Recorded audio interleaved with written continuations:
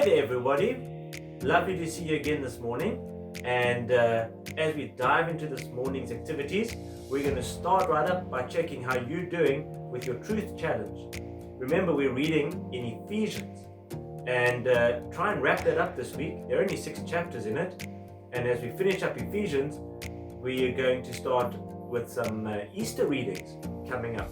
So while you're thinking about that, we're going to cross over to Toby, and he's going to be telling us a little bit about how and why he loves reading the Bible so much.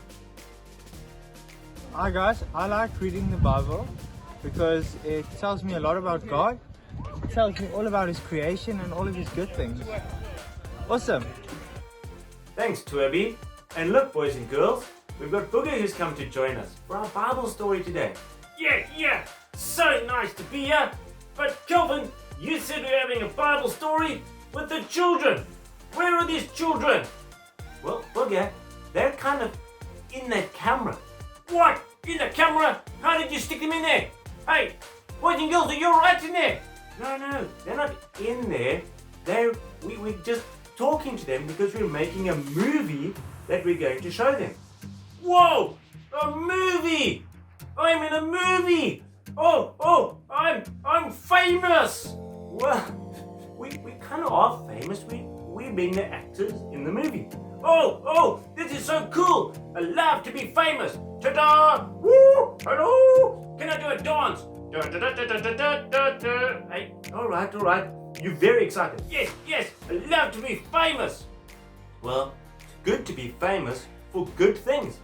Sometimes people get famous for doing bad things, like they make it into the newspapers because they're a criminal or because they keep stealing.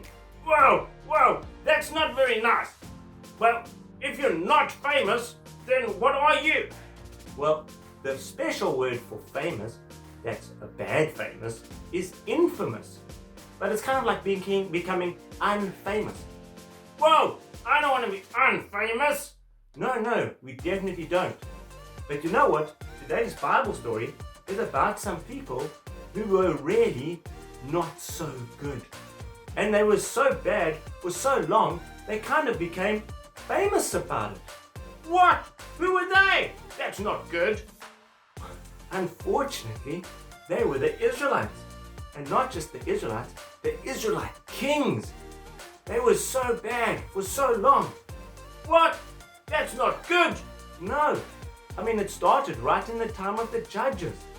We had Gideon and then Samson, and they had to help the Israelites because the Israelites kept on doing bad things. They kept on worshipping idols. No ways. That's just not good. It's not very good at all. So then God gave them kings. And the kings, there were some good kings who really helped the Israelites to do good things. I know good king. Solomon. Yes, Solomon was one of the good kings, and David too. But there were also many bad kings. We learned about King Ahab.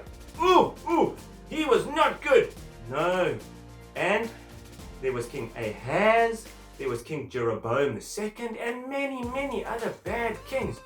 They were so famous for their ugly disobedience that God had to send the prophets to keep warning them. I heard about those prophets.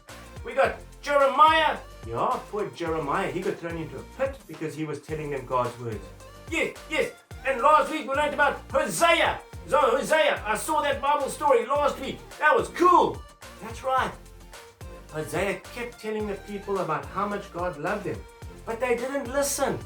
They kept on doing the wrong things. They worshipped idols. They stole from each other. And they kept on going to other lands to find out what they could do there. Oh, that's just so wrong. Must have made God very sad. Well, it did make God very sad. And the prophets kept on warning the people. If you don't turn to God and obey God's ways, God's going to punish you. He's going to send you to be slaves in another land. What? Slaves? Oh, that's not nice. You have to work for someone else and not get any pay. Whoa, that's not nice at all. Well, that was how serious God was about this. he warned those Israelites with all the prophets, Elijah, Elisha, and Jeremiah, and Hosea, and Jonah. He warned the people over and over again, if you don't turn and follow me, then I'm going to send you to go live in another land called Assyria, and that whole thing was called going into exile. Whoa, that's a small word, but difficult to say. Exile. That's it, exile. And so what actually happened was, during the reign of King Hoshea, then God had finally had enough. And the prophets had warned the people enough times. And God said, that's it. It's time for my people to go. So he sent the Assyrian king. He came there on his horses. And his whole big army. Thousands of army people coming there. And they laid siege to the Israelites. Siege? What's that? Well, they surrounded the Sumerian city. For 3 years, no one could get in and out of the city. And they ran out of food and water. It was not nice. Oh, that's really not good at all. I would have prayed to God and said sorry. Well, the Israelites kind of did, but they kind of didn't. And by now it was too late. God was going to punish them for disobeying them so many times. Well, what happened? Eventually the Assyrians, they caught all the Israelites. They tied them up and they made them march all the way from Israel to Assyria. And there they were slaves for many, many years. Up to 70 years they were actually there. Oh, that's just horrible. My goodness. Well, suppose they did deserve it, but I mean, sure, that's really tough. Why would such a loving God take his own people and send them to another land like that? That's a bit weird, Kelvin. What do you think? Boogie, that's an excellent question. And you know what? The big question that we've been talking about over the last month, while we've been doing the prophets and what they've been saying and what God's been saying through the prophets, it ties up and it answers that very question. So let's ask Jacques to tell us the big question and the big answer. Thanks, Jacques. The big question you're all asking now is, why should we obey God? There is a great reason for that.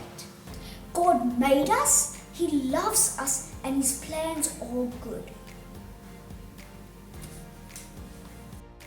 Well, there we go, Booger. Did you hear that? Yes. God, he made us, so he loves us, and he's got a plan for us. And that's exactly why God sent the Israelites into exile. He loved them so much, he didn't want them living horribly and sadly and far away from him, worshipping idols. God didn't want the lovely people that he had made living in such an unhappy way. He needed to teach them how to live his way. And so he sent them into exile. Then when they were unhappy, they realized, oh, we've been doing it our way, and it didn't make us happy. If we do it God's way, we'll be happy. So let's go back to doing it God's way. And did they do it? Well, they did kind of, and God did take them back, and they built the temple. There were lots of good things that happened afterwards. I just hope I don't have to learn such a hard lesson. Well, we're very lucky because Jesus has paid the price for us. So God won't punish us quite like that. But he does still want us to remember that to obey him is the best way. And if we do things the wrong way, sometimes there are consequences for our sin that are not very nice. Well, I'm going to remember that, and I'm going to remember to be obedient, because obedience makes God happy, and it makes me happy, and I don't want to be sad. No, we don't. So let's remember that for this week, and next week we're going to learn about a different prophet. Cheers for now.